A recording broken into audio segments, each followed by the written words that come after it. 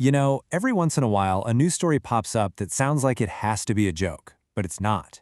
The idea of the United States trying to buy Greenland? Yeah, that's one of them. But if you look past the headlines, you'll find a pretty serious geopolitical strategy at play. So let's dig in and break down why this isn't just some fantasy, but a really calculated move in a new global game. And to really get it, you got to start with the man who made the proposal. Donald Trump, a real estate guy through and through, framed the whole idea in the only terms he knows. See, this isn't just about grabbing more land, it's about acquiring what could be one of the most valuable properties on the entire planet. So, what's the big deal with Greenland anyway? Why is it so valuable? Well, the answer isn't just one thing. It's this fascinating mix of hardcore military strategy, a literal treasure trove of resources hidden under the ice, and, believe it or not, some surprising opportunities that are only popping up because the planet is getting warmer. Okay, so first things first. It all boils down to that #1 rule of real estate. Location, location, location. And geopolitically, Greenland's location is just incredible. It sits right at the gateway to the Arctic, smack dab between North America, Europe, and Russia. It's basically an unsinkable aircraft carrier in one of the most critical regions in the world.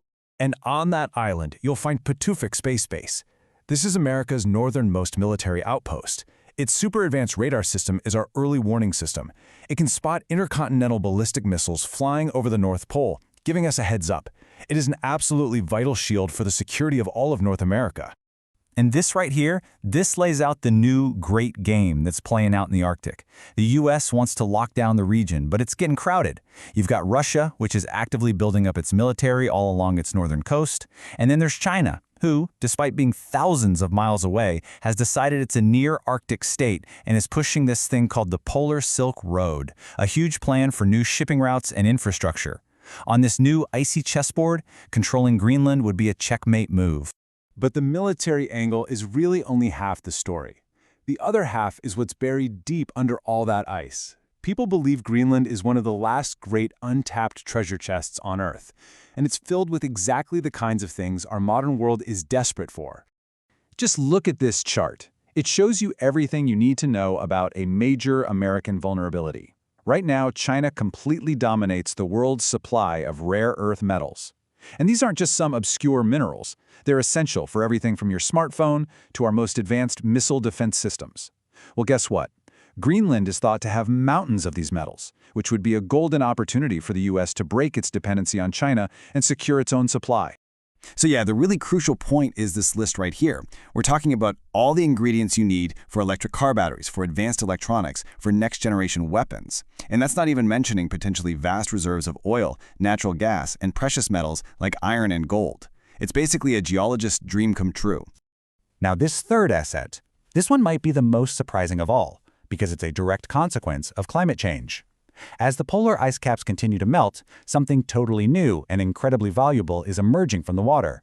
Brand new shipping lanes. 40%. Just think about that. That's how much shorter the shipping time between Asia and Europe could get. As the ice disappears, new Arctic routes like the Northwest Passage are opening up for business. A trip that used to take weeks and weeks going through the Suez Canal could be slashed by almost half. This isn't just a minor improvement. It's a complete revolution in global trade just waiting to happen. And hey, if you own Greenland, you own a huge chunk of the coastline along these new superhighways. That means you essentially control the toll booths for the trade routes of the 21st century. It's an unbelievable strategic and economic prize. So you've got military power, a ton of natural resources, and control over future trade. But there's one more layer to this whole thing: history. For any president, a deal this massive isn't just about strategy. It's about legacy. And look, this wouldn't even be the first time the U.S. expanded its territory with a checkbook. We bought Alaska from Russia back in 1867. We bought the U.S. Virgin Islands from Denmark in 1917. There's a historical precedent for this. For a president like Trump, pulling off the Greenland purchase would be a legacy-defining moment, putting his name right up there with those other huge deals. Okay, so the strategic, economic, and historical motivations all make sense. But there's one enormous obstacle that brings this entire plan to a screeching halt, and that's the people who actually live there and the government that oversees them. And that was the immediate, clear-as-day response from Denmark's prime minister. She hits on a really crucial point here. Greenland is an autonomous territory. Its future is up to the Greenlandic people themselves, not dealmakers in Copenhagen or Washington. End of story. And it wasn't just Denmark pushing back. The mere suggestion of a purchase sent ripples all through the international community.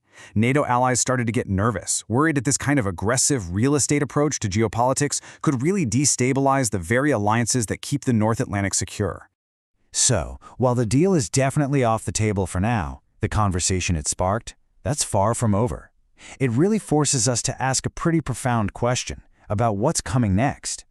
As climate change literally redraws the map of the world, it's also redefining what power and territory even mean.